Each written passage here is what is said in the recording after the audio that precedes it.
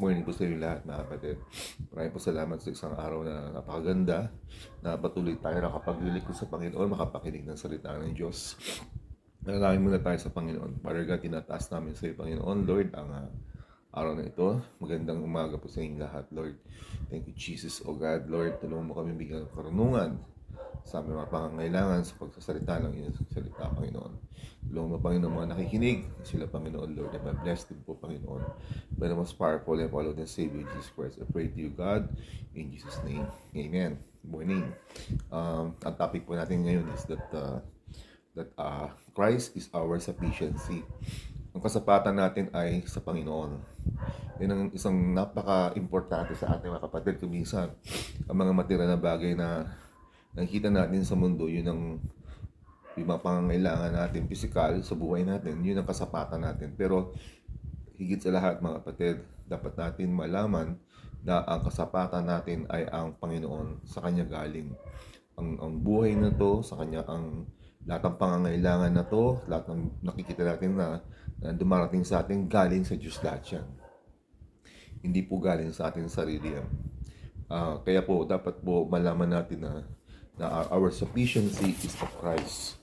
Yan ang sabi ng 2 Corinthians 3:5, our sufficiency of God. Kimisan, tayo ay nalulumbay tayo, may kulang. Meron tayong problema na nag-iisa tayo. Katulad ko, wala akong may bahay sa tagal ng panahon. Kakulangan, no? Doon kumipunsan pumapasok ang kaaway para guluhin man yung ating kaisipan. Bigyan tayo ng tawag dito ng depression, malungkutan.